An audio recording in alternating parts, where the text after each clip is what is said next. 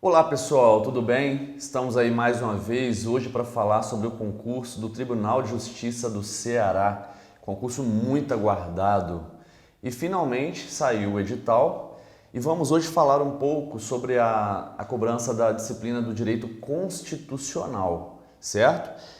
Esse cargo de técnico judiciário é um cargo de nível médio e haverá duas possibilidades aí aos candidatos, ou optarem pela área judiciária ou pela área técnico-administrativa, sendo que em ambas as áreas é cobrada a disciplina em noções de direito constitucional.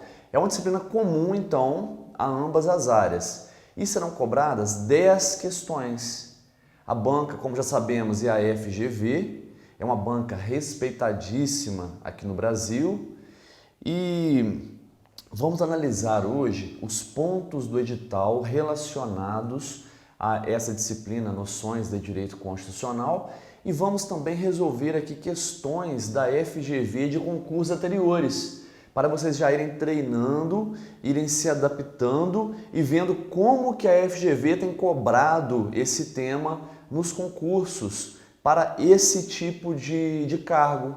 Como é um cargo de nível médio, a cobrança é do texto da Constituição, a cobrança da letra da Constituição. Eles não vão adentrar aí em grandes discussões doutrinárias, jurisprudenciais, nada disso. O trabalho de vocês vai ser de memorização, leitura, memorização do texto constitucional e resolução de questões, para que vocês possam ir fixando aí o conteúdo da disciplina, correto? Pois bem, a cobrança de noções de direito constitucional, o edital trouxe 8 pontos que nós vamos analisar. O primeiro ponto, Constituição, conceito e classificações. Aqui é um estudo já um pouquinho doutrinário, mas não é nada muito difícil, não é nada aprofundado. Vocês vão perceber que é super simples isso aqui. No segundo ponto, direitos e garantias fundamentais, direitos e deveres individuais e coletivos, direitos sociais e direitos políticos. Artigos 5º ao 11 e artigos 14 ao 16 da Constituição. Em seguida, organização do Estado, organização político-administrativa, União, Estados, Distrito Federal, municípios e territórios. Essa parte está no artigo 18 ao 36 da Constituição. Em seguida vem a administração pública, disposições gerais e servidores públicos, artigos 37 ao 41 da Constituição. Logo em seguida vem o Poder Legislativo, Congresso Nacional, Câmara dos Deputados, Senado Federal e parlamentares federais, estaduais e municipais, artigos 44 ao 56 da Constituição. A seguir, Poder Executivo, atribuições do Presidente da República e dos Ministros de Estado, artigos 84 ao 87. Poder Judiciário, disposições gerais e Conselho Nacional de Justiça, artigos 92 ao 99 e 103b. Por fim, funções essenciais da Justiça, que são o Ministério Público, a Advocacia e as defensorias públicas. Então, é isso que o examinador vai querer que você saiba acerca de direito constitucional. Essas que serão as noções de direito constitucional cobradas pela FGV nesse concurso para técnico judiciário do TJ do Ceará. Tudo bem? Pois bem, vamos fazer agora uma análise de questões de concursos anteriores da FGV. Inclusive, tivemos o cuidado de trazer questões para cargos semelhantes a esse, para que vocês possam ver como a FGV vem cobrando, então, esse conteúdo nesse estilo de prova. Esse é o nosso trabalho aqui, de analisar como tem sido cobrado esse conteúdo nas provas realizadas pela FGV. Vamos lá então, ó. Primeira questão. Antônio, insatisfeito com as práticas comerciais adotadas por determinados lojistas, decidiu confeccionar uma carta aberta, na qual veiculava severas críticas às referidas práticas. Por temer represálias, Antônio não se identificava, inexistindo qualquer informação que permitisse vincular as críticas ao respectivo autor. Aqui já podemos fazer uma observação. A banca FGV gosta muito de trazer casos hipotéticos nas questões. É uma característica da banca, eles gostam disso. Por quê? Eles querem ver se o candidato sabe o conteúdo, mas também querem ver se ele sabe aplicar aquele conteúdo numa situação prática. Então vamos perceber aqui nas questões que trouxemos que várias vezes a FGV faz isso. Ela gosta de fazer isso, trazer casinhos, situações hipotéticas para o candidato aplicar o conhecimento e não ficar apenas naquela questão da decoreba. O que é isso? É isso. O que é aquilo? É aquilo, ok? Então vamos lá, ó.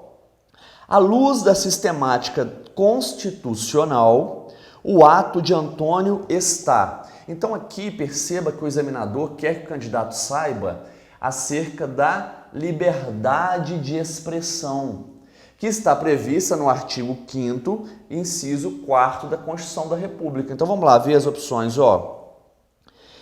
O ato de Antônio está dissonante da Constituição, pois a liberdade de expressão não permite a divulgação pública de opiniões sem autorização. A Constituição não fala nada disso. Totalmente errada. Dissonante da Constituição, pois, apesar de ser livre a manifestação do pensamento, é vedado o anonimato. Pessoal, percebam o seguinte, é exatamente o que está escrito lá no inciso 4º do artigo 5º. É livre a manifestação do pensamento, sendo vedado o anonimato. Como eu disse no início, é um cargo de nível médio. Eles vão cobrar realmente o texto da Constituição, a letra da Constituição. Então, se o candidato já leu o artigo 5º, memorizou ali os incisos, resolveria essa questão facilmente. Essa está certa, ok? Vamos ver, achar o erro das outras. Esse exercício é importante, localizar o erro, ó. Em harmonia com a Constituição, pois a liberdade de expressão na democracia não encontra qualquer limitação. Opa, não é bem por aí, ok? Há limitação sim. Outra alternativa, em harmonia com a Constituição, pois os lojistas desempenham função pública. Lojistas desempenham função pública? Não, totalmente errada. Próxima alternativa, em harmonia com a Constituição, pois a liberdade de pensamento não está sujeita a qualquer limitador, que também não é uma verdade. Então, o candidato que estava antenado, que tinha lido o artigo 5º e memorizado esse inciso, é livre a manifestação do pensamento, sendo vedado o anonimato, resolveria facilmente essa questão. Vamos para a próxima. Certo profissional da área jurídica foi questionado sobre as características do processo e do julgamento do presidente da República pela prática de crimes de responsabilidade.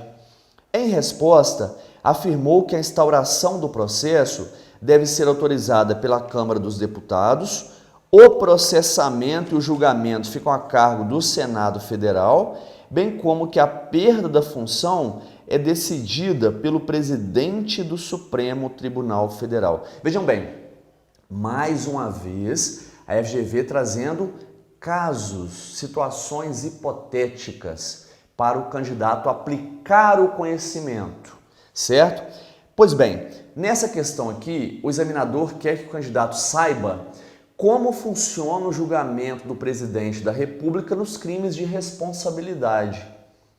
Quem acompanhou aí o processo de impeachment da presidente Dilma Rousseff e ficou atento ali a todo o trâmite, já tem até uma base para resolver essa questão aqui.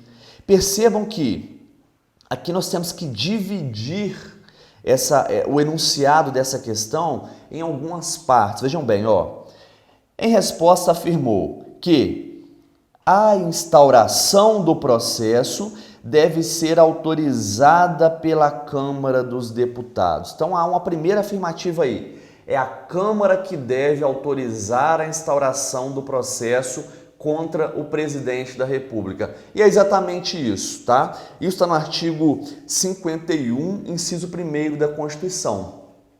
Para que o presidente da República seja julgado por crime de responsabilidade, 2/3 da Câmara dos Deputados devem aprovar, certo? É o que houve, aprovar a instauração do processo. É o que houve com a presidente Dilma Rousseff, ok? Ó, próximo item. O processamento e o julgamento ficam a cargo do Senado Federal. Exatamente, artigo 52, inciso 1º. Então, ó, primeiro a Câmara dos Deputados aprova a instauração do processo. Ok, aprovou? Vai para o Senado e é o Senado que faz o julgamento. O candidato tem que saber que nos crimes de responsabilidade, o presidente da República não é julgado pelo Supremo Tribunal Federal, mas sim pelo Senado Federal. E o último item, ó, a perda da função é decidida pelo presidente do Supremo Tribunal Federal. Aqui há uma pegadinha. Por quê? No julgamento do presidente por crime de responsabilidade, ele é feito pelo Senado, ok, mas o julgamento é presidido pelo presidente do Supremo Tribunal Federal. Só que o fato de o presidente do Supremo estar presidindo o julgamento não quer dizer que ele que vai decidir sobre a perda da função. Isso é uma inverdade, é uma pegadinha da banca. Quem decide acerca da perda da função é o próprio Senado. Isso está no artigo 52, parágrafo único da Constituição, que é o artigo que fala que o presidente do Supremo que preside o julgamento lá no Senado. Então nós percebemos que aqui o enunciado não está totalmente correto, mas também parte dele está correta. Vamos lá. À luz da sistemática constitucional, essa resposta é totalmente incorreta. Eu já elimino essa questão, porque eu sei que parte dela está correta. Parcialmente correta, ok. Pois a instauração do processo deve ser autorizada pelo Senado e o julgamento fica a cargo da Câmara. Vejam bem, olha o que o examinador fez, ele inverteu o que diz a Constituição. É isso que a banca faz. Na verdade, como dissemos aqui, a instauração é autorizada pela Câmara e o julgamento é feito pelo Senado. Aqui houve uma inversão, a questão está errada. Totalmente correta. Já podemos eliminar também, porque sabemos que parte dela está incorreta. Parcialmente correta, pois a decisão a respeito da perda da função fica a cargo do Senado Federal, que a proferirá quando o julgamento certinho. É o próprio Senado que vai falar sobre a perda da função, perceberam? E vão achar o erro da última, ó. Parcialmente correta, pois a Câmara dos Deputados deve autorizar a instauração do processo e, após o julgamento pelo Senado, decidir a respeito da perda. Não é a Câmara que decide a respeito da perda, é o próprio Senado, ok? Então perceberam? O examinador aqui da FGV queria que o candidato soubesse nesse concurso como funcionava todo o procedimento do julgamento do presidente da República nos crimes de responsabilidade. E é dessa forma que eles fazem a cobrança. Vamos para mais um aí, ó. Vejam bem, mais um casinho. A FGV gosta desses casinhos. Osmar estava em sua residência e foi informado de que deveria permitir a entrada de um policial que estava portando um mandado judicial de busca e apreensão, a ser cumprido justamente na sua residência. À luz da sistemática constitucional, é correto afirmar que o ingresso na residência de Osmar, sem o seu consentimento para o cumprimento do referido mandado, vejam bem, aqui o examinador queria que o candidato soubesse, lá no artigo 5º, aquela regra da inviolabilidade do domicílio. Está escrito lá na Constituição, ó, A casa é asilo inviolável do indivíduo. E quais são as situações em que a casa pode ser violada? Quais são as situações em que a pessoa pode ingressar na residência, a pessoa sem autorização dela? Flagrante delito, prestar socorro, desastre a qualquer hora ou por mandado judicial. Aí há um detalhe na Constituição. Se o ingresso for por mandado judicial, a Constituição exige que seja durante o dia. E é isso que o examinador da FGV queria que o candidato soubesse. Então vamos lá, as opções, ó. Poderia ocorrer em qualquer dia e horário? Não, tá errado, em qualquer horário. É só apenas durante o dia. Deveria ocorrer em certo horário que deve ser indicado pela autoridade judicial? Não, quem indica é a própria Constituição, está escrito lá, apenas durante o dia, no caso de mandado judicial. Deveria ocorrer à noite, se autorizado pela autoridade judicial. Não, a Constituição é clara, apenas durante o dia. Não poderia ser realizado à noite, ainda que Osmar seja muito perigoso. Exatamente isso.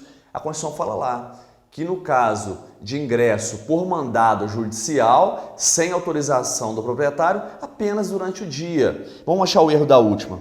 Não poderia ocorrer no final de semana. A Constituição não faz qualquer menção a ser durante a semana ou no fim de semana. Perceberam como não é nada muito complexo? Basta mesmo que o candidato faça uma leitura muito atenta da Constituição e memorize as regras, porque a FGV vai cobrar exatamente o conhecimento da letra da Constituição, do texto constitucional, ainda que ela traga esses casinhos, essas situações hipotéticas. Próximo, ó.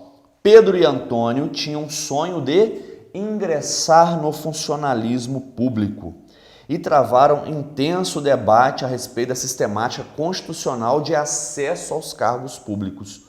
Dentre as conclusões que alcançaram, a única que se mostra correta é, vejam bem, aqui o examinador queria que o candidato conhecesse as regras para ingresso em funções públicas no Brasil. As regras constitucionais para ingresso em cargos públicos. E vamos relembrar aqui o que está escrito no texto constitucional. Regra: o acesso a cargos e empregos públicos deve se dar por meio de concurso público de provas ou de provas e títulos. Quais são as exceções? Cargos em comissão, funções de confiança, que são de livre nomeação e exoneração. Lembrando que as funções de confiança só podem ser ocupadas por quem já detém um cargo efetivo. É isso que o examinador queria que o candidato soubesse. Vamos ver agora as alternativas aqui, ó. Achar a correta. O concurso público pode ser interno ou externo. Aqui já elimina essa questão. Não existe mais essa coisa de concurso interno. Na vigência da atual Carta Constitucional, isso acabou. Os cargos em comissão somente podem ser ocupados pelos titulares dos cargos de provimento efetivo. Vejam bem, aqui o examinador tentando confundir o candidato. Na verdade, é a função de confiança que só pode ser ocupada por titulares de cargo efetivo. Não são os cargos em comissão. Ambos são de livre nomeação e exoneração, ok? A banca faz essas jogadas, essas inversões para tentar confundir o candidato. As funções de confiança são exercidas exclusivamente por servidores ocupantes de cargo efetivo. Certinho, está lá no artigo 37, inciso 5º da Constituição. Vamos ver o erro das outras. Ó. Somente os brasileiros natos ou naturalizados podem ter acesso aos cargos ou empregos públicos. Não, porque a Constituição fala lá que também é acessível aos estrangeiros na forma da lei. Está errada. O prazo de validade do concurso é de 4 anos. Opa, não é de 4, é de 2 anos, prorrogável por igual período. Vamos para a próxima.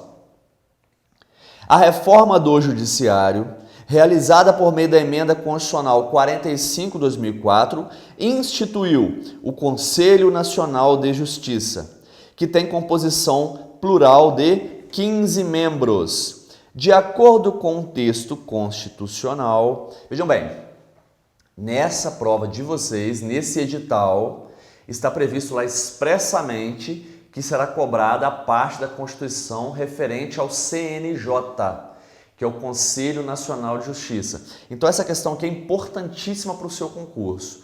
E foi feita pela FGV quando ela realizou o concurso do Tribunal de Justiça da Bahia, ok? Então vamos lá, ó, vamos memorizar isso aqui, vamos ver qual que está a questão certa.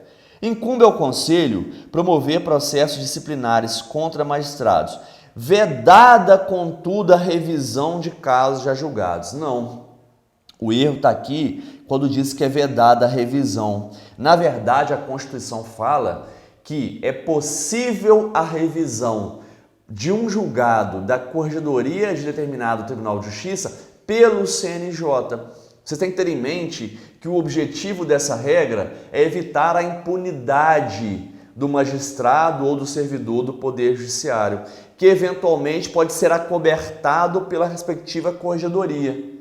O CNJ tem essa possibilidade de rever decisões dos tribunais nesse âmbito disciplinar. Então essa está errada. Vamos para a próxima. O Conselho deve representar a Defensoria Pública para providências criminais. Não é a Defensoria Pública. Vejam bem, o órgão constitucional incumbido de promover privativamente a ação penal é o Ministério Público e não a Defensoria Pública. A Defensoria Pública fica na defesa dos hipossuficientes. Então esta é errada também.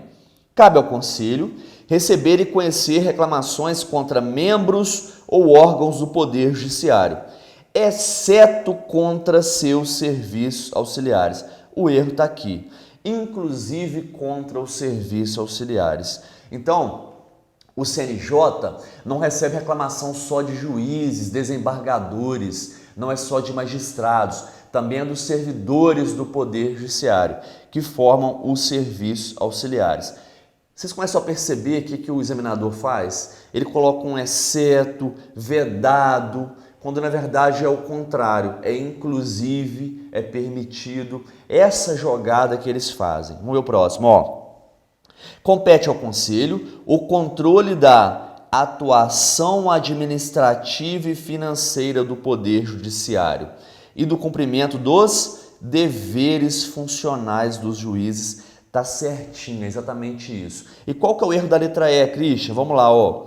Um ministro do Supremo Tribunal Federal que integre o Conselho exercerá obrigatoriamente a função de ministro corregedor. Onde está o erro aqui? O ministro corregedor do CNJ não será ministro do Supremo Tribunal Federal, mas sim do STJ, Superior Tribunal de Justiça. É isso que o examinador faz, é isso que você precisa perceber durante a preparação para o seu concurso, tá bem? Próximo, ó.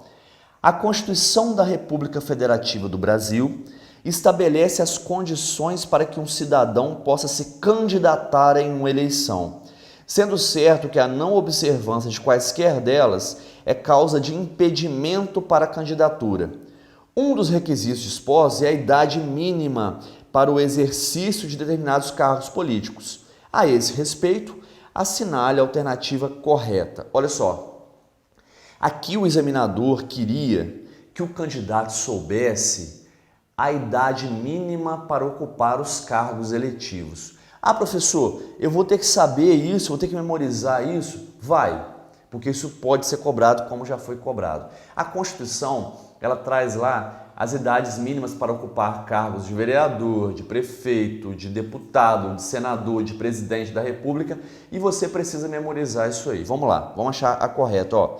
A Constituição exige idade mínima de 18 anos para deputado federal. Não. Na verdade, deputado federal precisa ter no mínimo 21 anos, ok? Se você pensar, ainda que você não conhecesse o texto constitucional, você pensa, poxa, é muito novo uma pessoa de 18 anos ser um deputado federal. Enfim, vamos lá.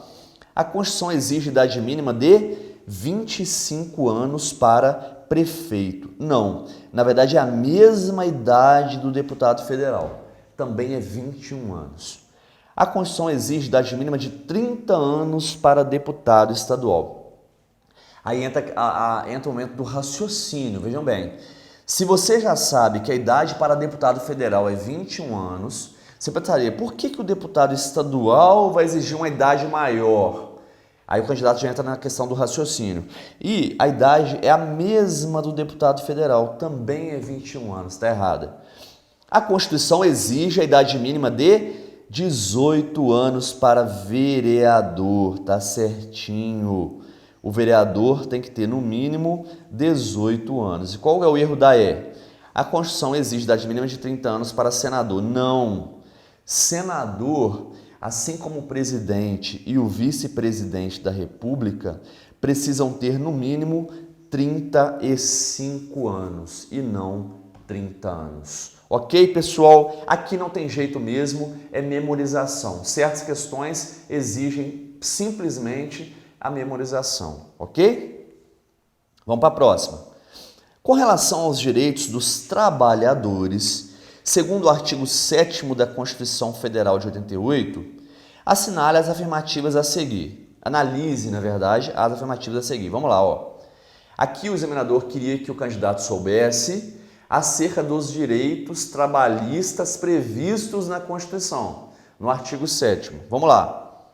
Garantia de salário mínimo fixado em lei, definido por regiões geoeconômicas, capaz de atender suas necessidades vitais básicas. Não. Cadê o erro aqui? A Constituição diz que o salário mínimo deve ser nacionalmente unificado e não definido por regiões geoeconômicas. É um salário mínimo para todo o país. Essa alternativa está errada. Vamos ver a próxima. Garantia de remuneração do serviço extraordinário superior, no mínimo, em 50% da hora normal. Ok, certinho. É a hora extra. A hora extra vale 50% a mais que a hora normal. Garantia de salários e de critérios de admissão iguais, sendo vedada a discriminação por sexo, cor ou estado civil. Também está certinho. Não se pode discriminar as pessoas na hora de contratar por sexo, cor ou estado civil. Então, ó, nós percebemos que a 2 e a 3 estão corretas. Eu venho aqui e vejo qual alternativa que diz isso. É a alternativa D, somente 2 e 3 estão corretas. Perceberam como é tranquilo? Tá? Tranquilo, desde que o candidato tenha já memorizado o texto constitucional. Não há mistério, não há segredo. Próximo aí, ó, mais um casinho FGV. Fulano de tal, cidadão brasileiro, integrante de uma associação de moradores de bairro, tomou conhecimento de que o prefeito da sua cidade fraudou documentos e, dessa forma, permitiu a construção de edifícios comerciais em um parque estadual. Então percebam que eu tenho aí, nesse casinho trazido pela FGV, a situação de um agente público que, no exercício do seu munus público, da sua função, praticou aí um ato de improbidade administrativa. Ele fraudou aí documentos e ainda prejudicou o meio ambiente, porque construiu edifícios em um parque estadual.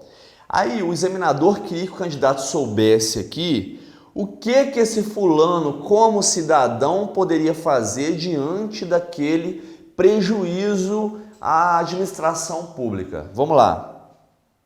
Fulano deve impetrar mandado de segurança individual para anular o ato lesivo. Não. Ó, vamos relembrar os remédios constitucionais. O examinador queria que o candidato soubesse quais são e para que servem os chamados remédios constitucionais.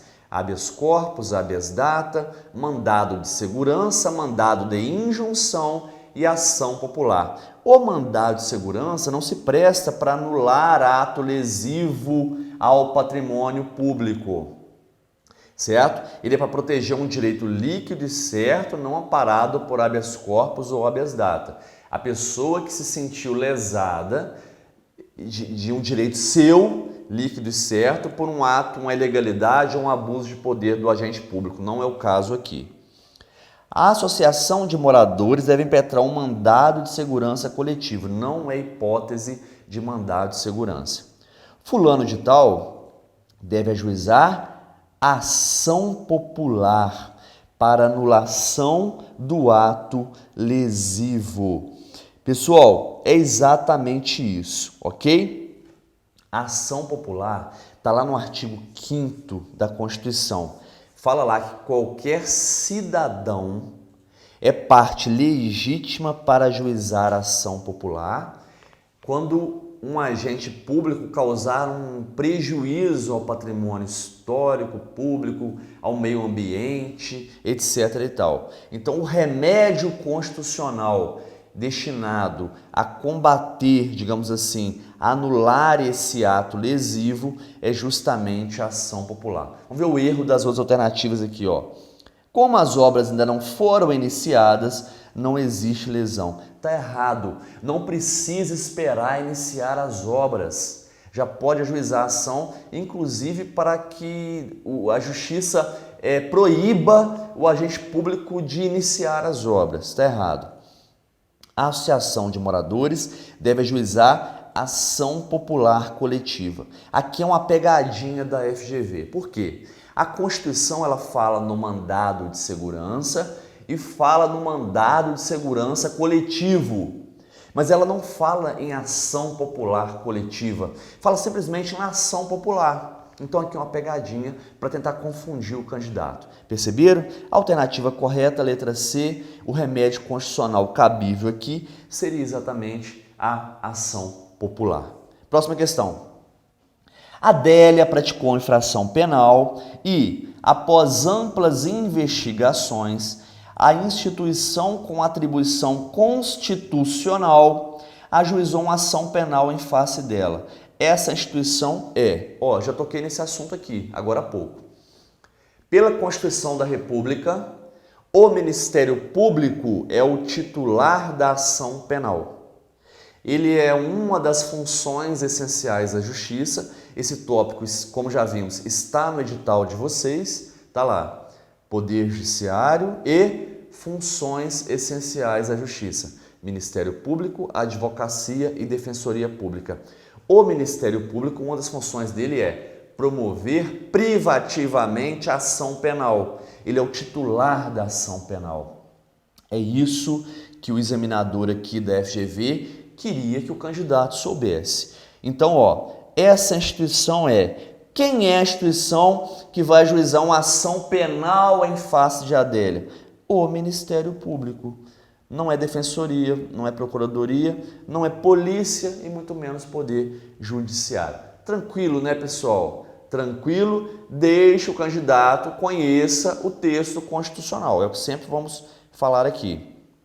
Próxima questão, Joana, prefeita municipal, praticou diversos ilícitos em detrimento do respectivo município, os quais redundaram em dano ao patrimônio público.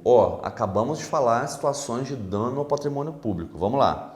Maria, cidadã brasileira, economicamente hipossuficiente, procurou a Defensoria Pública e informou que desejava ajuizar a ação constitucional cabível para obter de Joana o ressarcimento dos danos causados ao patrimônio público. Essa vocês já vão saber resolver, porque acabamos de falar. Qual que é o remédio, qual que é a ação constitucional destinada a justamente se tentar esse ressarcimento de danos causados ao patrimônio público? É a nossa famosa ação popular, ok? Essa vocês não vão errar jamais. Próxima questão. Maria estava impossibilitada de exercer um direito constitucional inerente à sua cidadania, em razão da ausência de uma norma regulamentadora. O instrumento constitucional a ser utilizado por Maria, devidamente representada por profissional habilitado, visando a proteção dos seus interesses, mais uma vez aqui, o examinador queria que o candidato tivesse um conhecimento acerca dos remédios constitucionais. Percebam que os assuntos são cobrados pela mesma banca de formas um pouco diferentes em vários concursos, porque é um assunto importante. O examinador quer que o candidato saiba esse assunto. Então, nesse caso especificamente aqui, havia a ausência de uma norma regulamentadora. O que a Constituição diz? Quando há essa ausência de uma norma regulamentadora que torne inviável o exercício de um direito relacionado à cidadania previsto na própria Constituição, o remédio cabível é o mandado de injunção.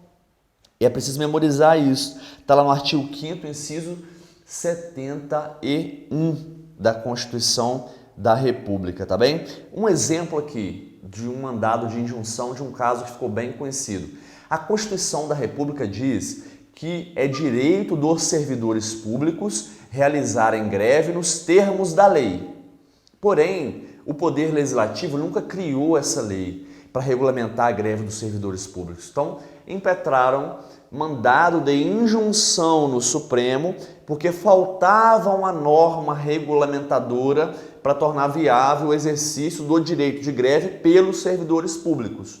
O Supremo julgou o caso, reconheceu a mora do Legislativo, comunicou tal fato ao Legislativo e decidiu da seguinte forma: enquanto o Legislativo não criar essa lei que falta para regulamentar a greve dos servidores públicos, eles vão exercer o seu direito de greve com base na Lei Geral de Greve, que já era aplicada aos trabalhadores da iniciativa privada. Perceberam o cabimento do mandado de injunção? É exatamente isso, ok?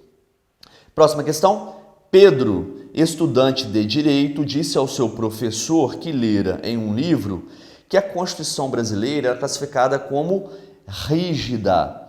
O professor explicou-lhe que deve ser classificada como rígida a Constituição que, aqui o examinador queria que o candidato soubesse o que é uma Constituição rígida.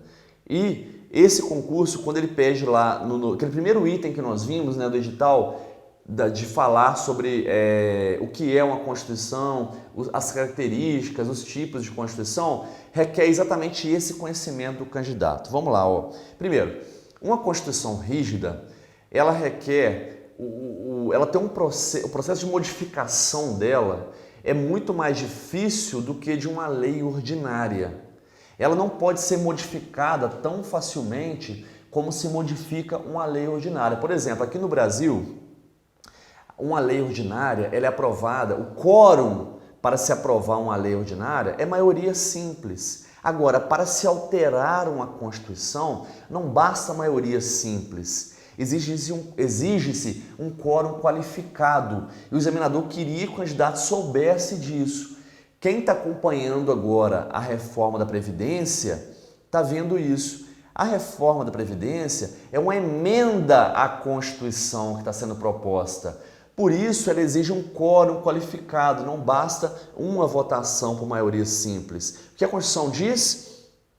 É preciso que haja 2 votações em cada casa pelo voto de 3/5 dos membros.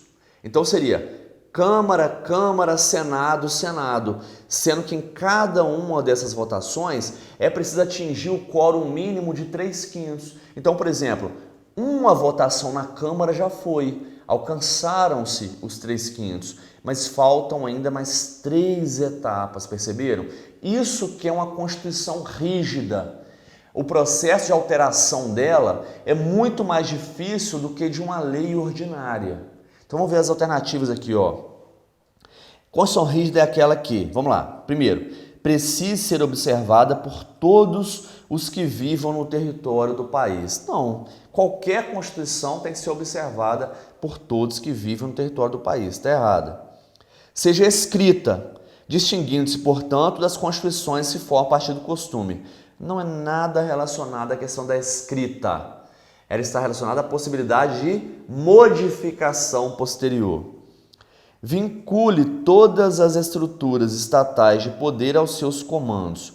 Qualquer Constituição vincula as estruturas aos seus comandos, sejam elas rígidas ou não. Só possa ser reformada mediante um processo legislativo qualificado, mais complexo que o comum. É exatamente isso aqui, ó. A nossa Constituição diz o quê? Que a Constituição brasileira só pode ser reformada por um quórum qualificado de duas votações em cada casa por no mínimo 3/5 dos seus membros. É exatamente isso aqui. E vamos ver o erro da última alternativa. Ó. Não possa ser revogada por outra Constituição, ainda que haja uma revolução. Isso aqui não está nada relacionado à rigidez da Constituição, ok? E vamos para a nossa última questão que trouxemos hoje aqui. Vamos lá, ó. Dentre as garantias fundamentais, a Constituição da República Federativa do Brasil previu a existência do habeas data. Olha só, mais uma vez a FGV cobrando os remédios constitucionais. Há temas que são realmente de grande relevância e eles se repetem nos vários concursos. Eles mudam um pouquinho a forma de cobrança, mas geralmente é na mesma linha, certo? Então vamos lá, ó. Aqui era preciso que o candidato soubesse para que serve o habeas data. E para que serve o habeas data? O habeas data é aquele remédio constitucional para que a pessoa tenha acesso a dados de seu interesse cadastrados nos órgãos públicos. E que além de ter acesso, ela possa retificar, possa pedir a retificação desses dados, a correção desses dados. É tranquilo, tá vendo? Tranquilo desde que o candidato conheça o texto constitucional. Então vamos lá, ó. Para que serve o habeas data? Proteger direito líquido e certo? Não. Direito líquido e certo é protegido por mandado de segurança. Retificar dados? Sim. Tanto é para conhecer os dados ao respeito da pessoa do impetrante, quanto para retificar esses dados, certinho. Vão achar o erro dos demais? Ó, proteger a liberdade de locomoção, não. Qual o remédio constitucional que protege a liberdade de locomoção? O famoso habeas corpus, o HC. Permitir o exercício de direitos ainda não regulamentados, não. Já vimos que o remédio constitucional que permite isso é o mandado de injunção.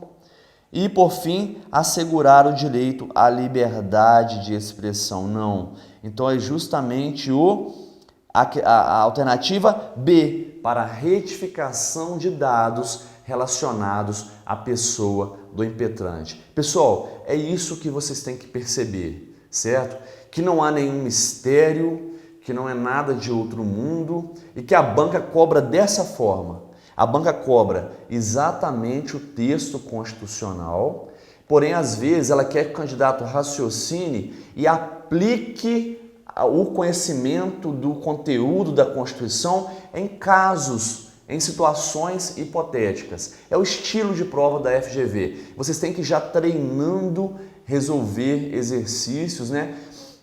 A leitura do texto constitucional é fundamental para a memorização, mas também a resolução dos exercícios é fundamental, ok? O Logos traz o curso completo de noções de direito constitucional para esse concurso especificamente, certo?